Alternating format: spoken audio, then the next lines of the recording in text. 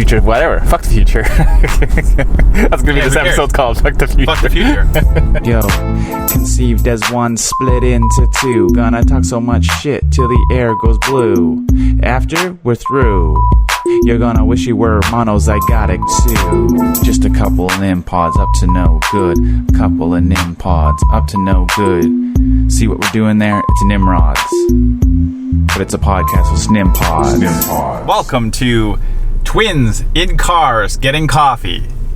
Are we getting coffee? Oh, you already got coffee. No, I don't have coffee. I don't have coffee. Oh, I have a coffee. That's a dead soldier right there. Dead soldier coffee. I think it actually did pretty well. Well, okay, so what Nimpods was it? our last 30 one. or no? I'm just. What number was it? Our last one. 30? 31? Is this not going to just roll around? Yeah, it's kind of solid there. So, okay, so there's this big controversy with Tim Hortons. Oh, is there a big controversy? So this is a new lid. Oh, yeah. Not biodegradable. No, I must add, which is absolute garbage. Well, it's technically garbage, but it's weird that they went. I just don't understand this day and age where how this is even possible. It bugs the shit out of me. But okay, so what these people are saying is the old Tim Hortons lid. We do not have one here. Well, I don't know. Maybe they do. No, we don't. So they have. So there's this thing about like them holding it in their teeth. Like you can't hold this one. You can't hold it in your teeth. That's a thing? Apparently. What are you doing? Like you're so busy. If you're so busy in your life, you need to like check your priorities. If this is like something to get like angry about, like I do this and what am I doing? I'm driving. Like, what do you need? I haven't heard any of this stuff. And hey, obviously you looked into it. No, I have not looked into that much, so I don't know the full story. But I saw this video where this guy had this hack where he like, I don't know, he cut into this or something and was able to like hold it in his teeth, which I really don't understand. If you understand what the holding, like, what are you doing? Like, I don't know. Have you ever had to hold your to-go coffee in your teeth? But apparently this is a thing, like people do. So maybe we're weirdos. Well, the minority. I actually emailed a customer complaint to Tim Hortons. I know, you sent that to me. Disposable lid. And they got back to me, but they had obviously just a blanket statement. Dan's one of those people. Just blanket statement about why the plastic lids. They just answer like, okay, boomer? Basically. Well, no. Even though you're 37? No, it'd be more like, okay, millennial, because well, yeah. Being green and being, worried about our climate crisis and stuff you're apparently some kind of snowflake. Because I give a shit about Earth. Like, well, yeah, yeah. Well, wait, yeah. When you're like, in your 60s, 50s, 60s, you don't really future, whatever. Fuck the future. That's gonna be this episode's called "Fuck the Future." Fuck the future. No, but then it's like it's not like they have kids or anything. No, or grandkids, or even great grandkids. Yeah. Anyway, that's why you really want to go in this soapbox. I do love the fact that like Jane Fonda, who's in her 80s, easily not even a boomer. Yeah.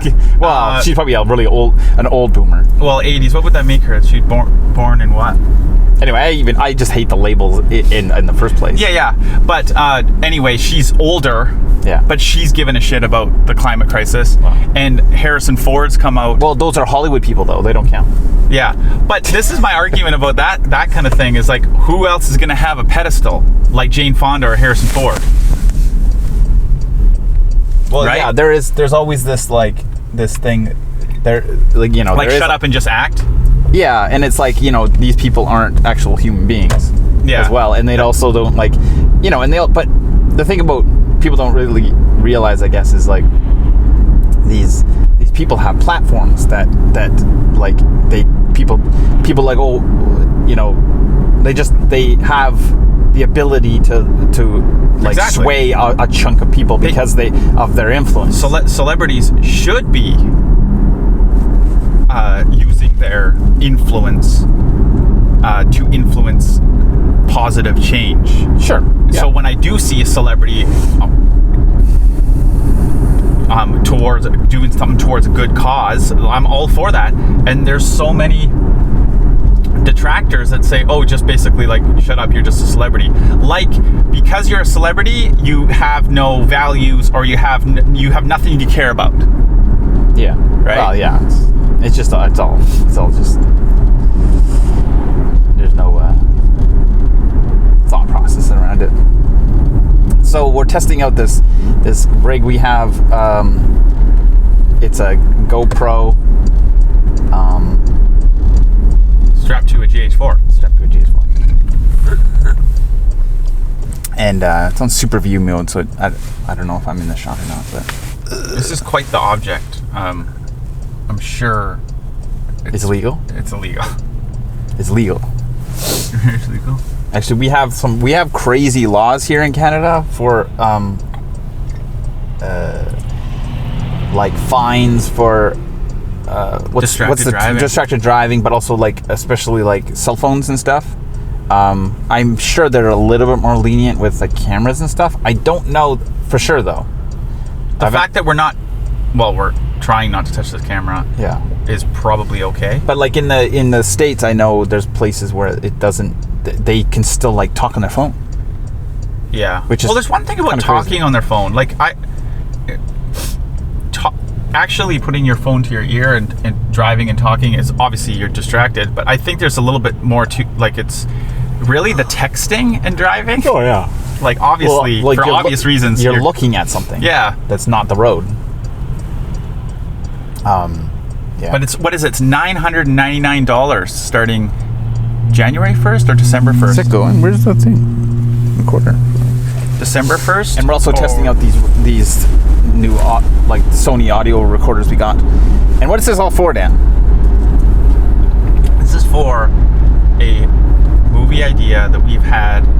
It's more of a mantra, more of like a style. Have we talked about this much? I don't know. I think we might have mentioned it in a podcast. It came like a bolt of lightning to my brain. And it's weird because around February of this year. Can we just have a little caveat though to this whole thing? I'm actually a little bit nervous, and I don't know why, nervous about talking about it without actually like doing it. But I feel like you need to jump in. Like I feel like that's kind of like my problem a lot of the time is telling people, and it's kind of like putting that accountability out there. Yeah. Like we're trying this really kind of crazy way of like making a movie, and some would say like we did it a crazy way previously. Like we've never really made a movie properly, if anything. But we've always been one to like kind of like, and again, not saying that we do it like we knock it out of the park, but we're always trying to find ways to like not simplifying, what's the word? Like, just going against convention, I guess. And not necessarily, like I was trying to say, I'm truly trying to say we don't necessarily do it because we think it's going to be right. You know what I mean? Like, it's not, like, we just like trying things. Anyway, okay, go with the idea now.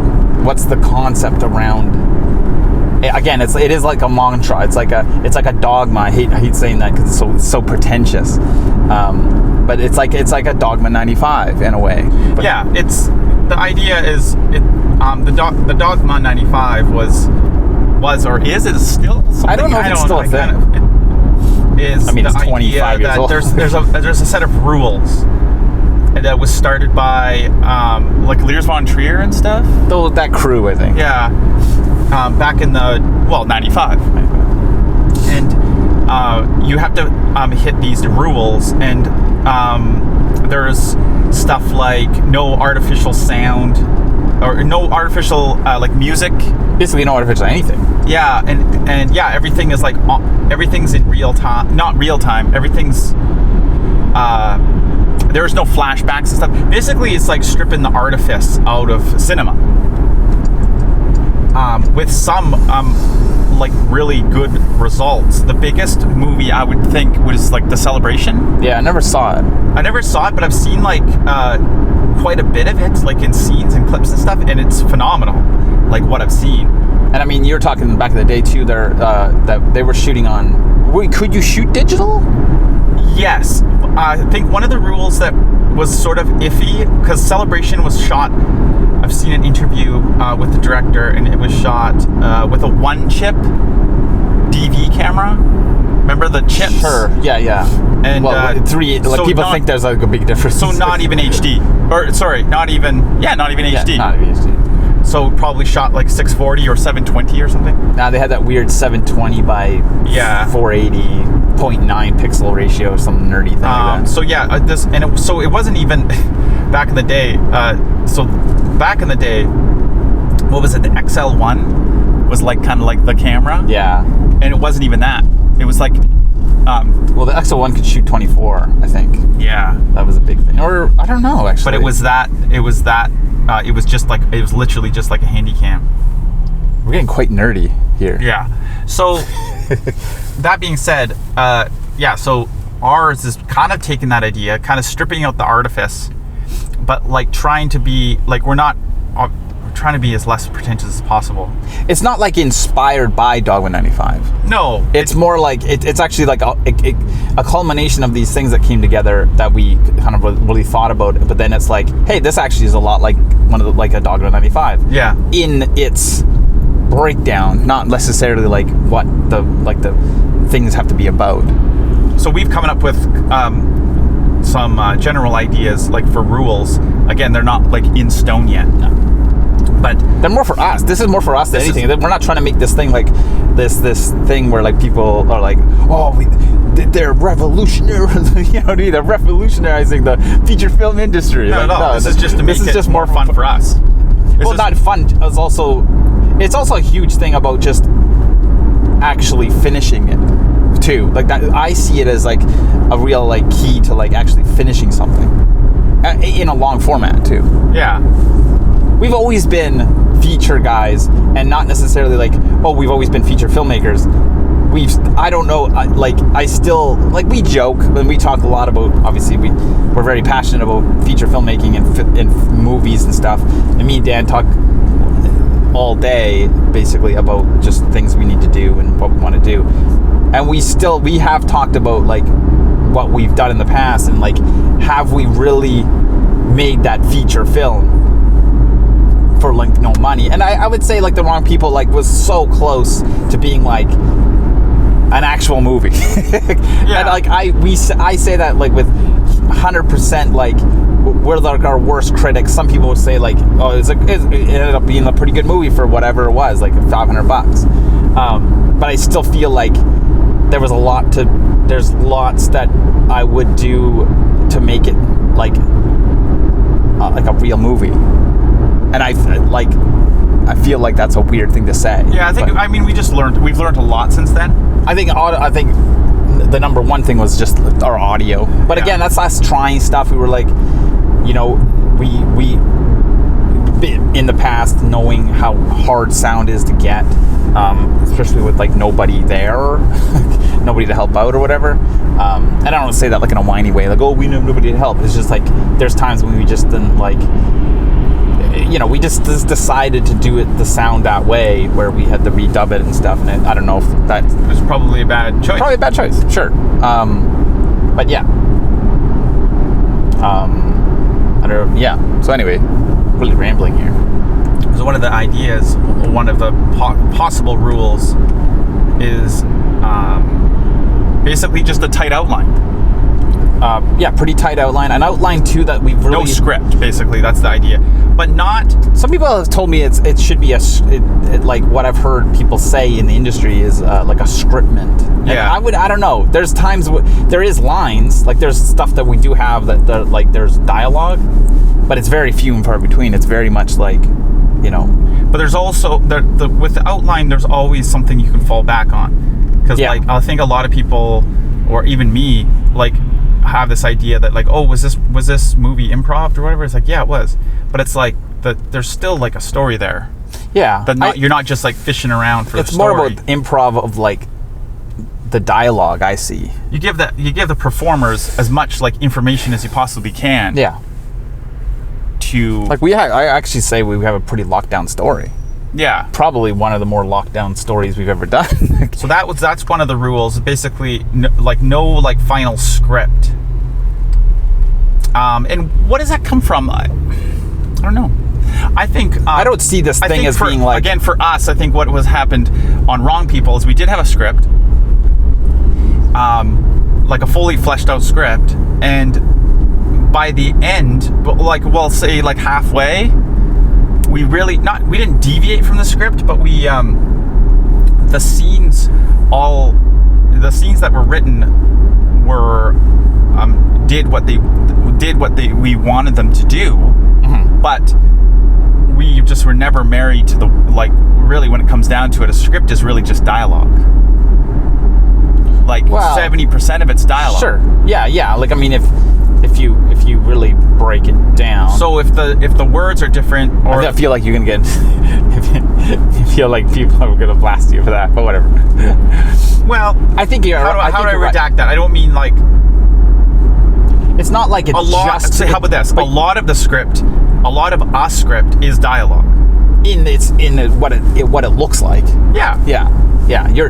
I think because you could have like just one sentence that explains like a lot what's going on action wise. Absolutely. Mm-hmm. But like the bulk of your script is dialogue. Yeah. I feel like it's hard. I know what you're saying, but I don't know if others would get. But whatever, you'll eat it. Yeah. But so there's moments in Wrong People where we had some improv-ish stuff. Oh yeah. That just had this like awesome energy that you can't,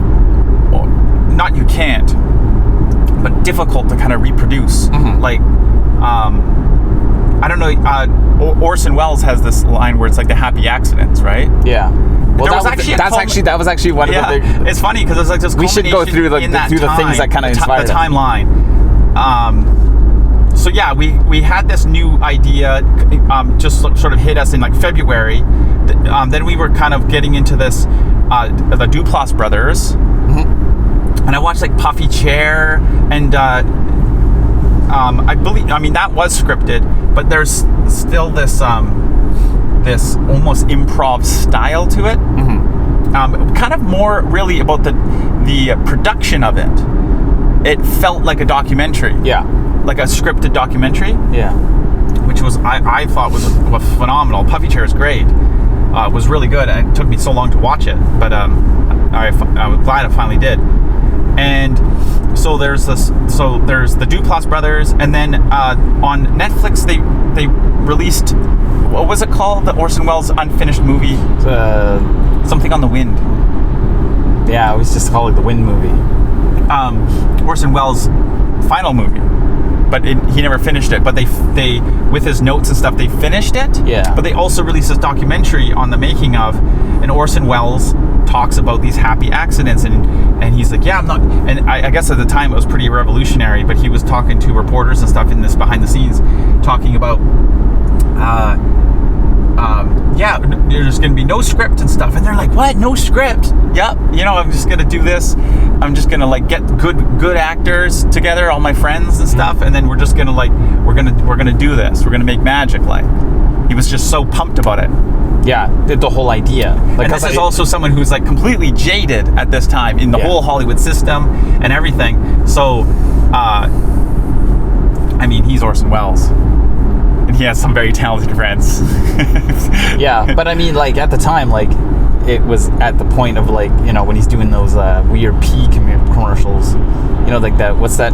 That, have you seen that? I think it was a wine commercial or something. No, there was a peas. There was like Peter, something like Peter's Peas, and there's a whole like the whole, I guess, take of him saying the lines, and he's just like, what is this? It's bullshit, like? What is it? It's hilarious. But it's kind of like around that time when, well, it's funny because people look at Orson Welles now and go, oh, it's Orson Welles, like Citizen Kane and stuff. But it's like, at the time, he was like, I would only guess because I obviously wasn't around at the time, but I didn't know him. But he was a bit of a joke. Like, he had like a couple flops. Was it Touch of Evil was a flop? Like, they changed the ending and the studio took it away from him and stuff? Yeah, that was like, I mean, basically all his productions were like tumultuous. Like, they're all like had issues. He was basically... I'm surprised you can't say that. Tumultuous? Because I can't, but like, you're the writer. This is why I'm not a writer anymore. We're just doing outlines. I can't say that word. But I know how it reads, like, you know. But a lot of his productions were troubled. It's an easier T word. And he basically always looking for always in the shadow of Citizen Kane. Yeah. Can you imagine? Like, he was what, 22 or something? Yeah. When he did Citizen Kane, and then like when he becomes like an old man, he's still like trying to like reach that like pinnacle at 20. Like, that's gotta be like gotta mess with you. Yeah, peaking early kind of thing. Yeah, it still kind of like blows my mind that like he was able to make Citizen Kane at that age. Like, it's absolutely incredible. I mean, making that movie at any age is incredible, but like the kid's like just out of high school. Yeah, pretty much. Anyway, so these we also, like, we had this idea for doing this style as a way to like kind of make more stuff, which is funny because we still haven't like made the first one. Yeah. Anyway, it's definitely of an experiment. Like, this might just like go horribly wrong. Our which is outline fun. We have right now just really involves two actors, two brothers. It's a very simple story. It's more exploring some pretty dark themes. Yeah, but we're hoping we're trying to.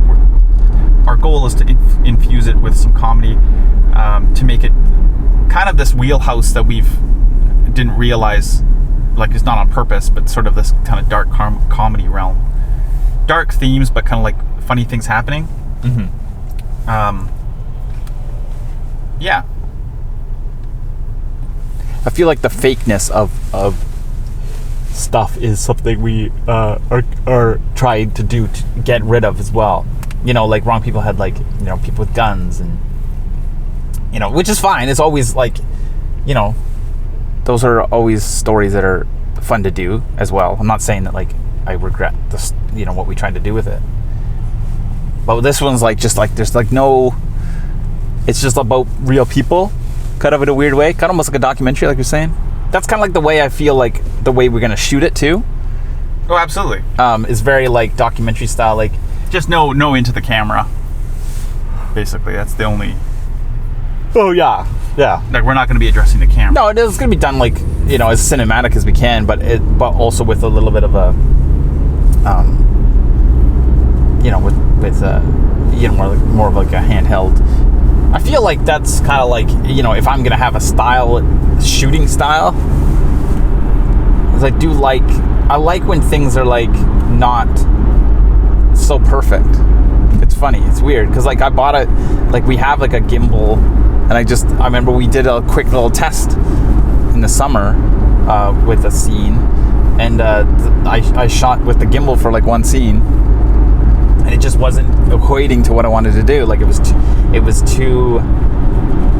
like too smooth.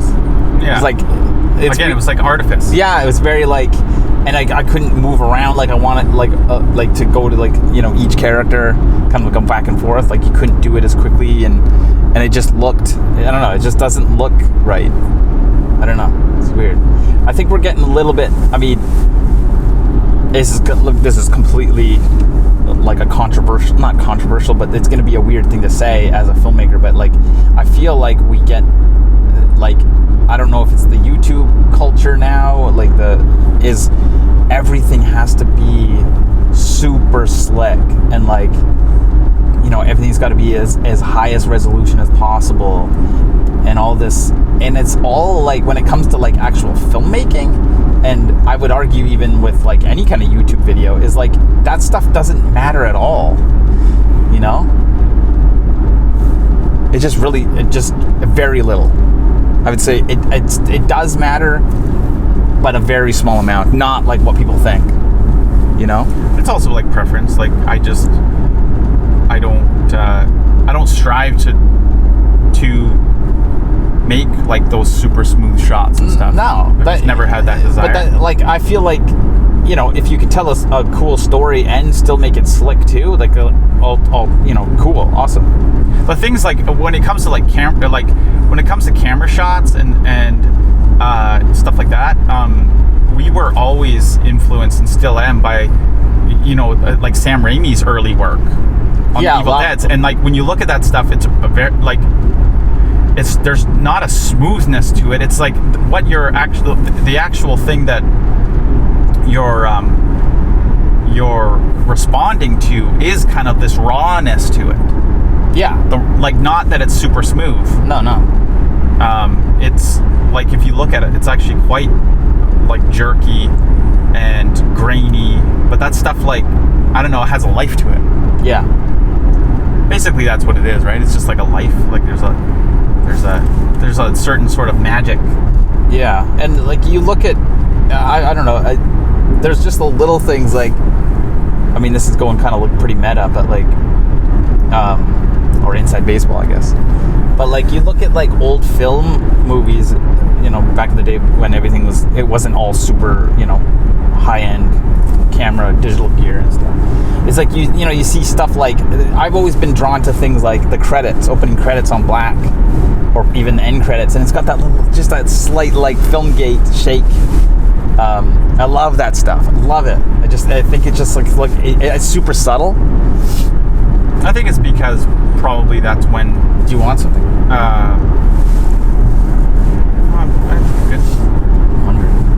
What you respond to is because we saw these movies, you know, in the late 80s, 90s, where they were all shot on film. So that's, I think, what you're kind of responding to is kind of in a strange way, like nostalgia for that. Yeah, I would. Yeah, I wouldn't say it's straight up because it's nostalgic. Yeah, I don't know. Cool. But I don't know, I'm excited to like actually try this now. But I feel like it could go any way. I think you gotta really trust the people. Yeah. People you get. Well, what really, it's like live action role playing. Almost like a theater. Yeah. I mean, at least that's what our first idea is going to be. Oh, and we're also, the idea too is like to do them very quickly. And I don't know if that's probably not always going to be the case. Shooting. Yeah, the shooting. Because we can sit with the footage as long as we want, really. Oh, better. Why the hell would you do this with a full smoking hot coffee? I'd do it if it's like, I mean, right at the end. Like, seriously? I would not like. Well, I mean, like, I have like really crappy teeth, so I don't even think of just doing stuff like that. I don't think it's anything like that.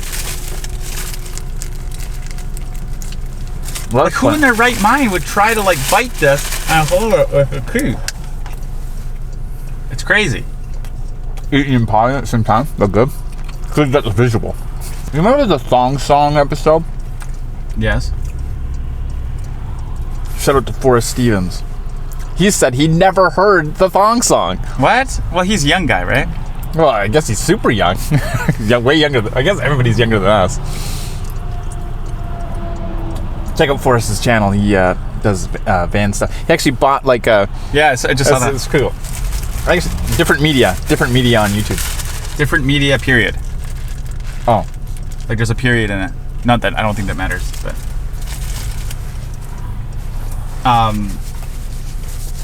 Yeah, I don't know. The van life is kind of like, it's totally up my alley. If I didn't have kids, I'd probably do van life.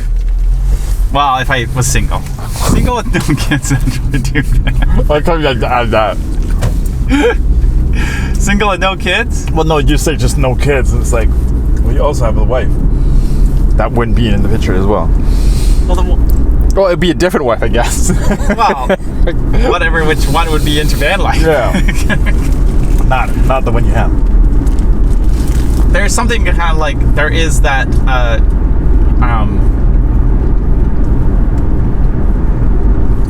there is a certain kind of,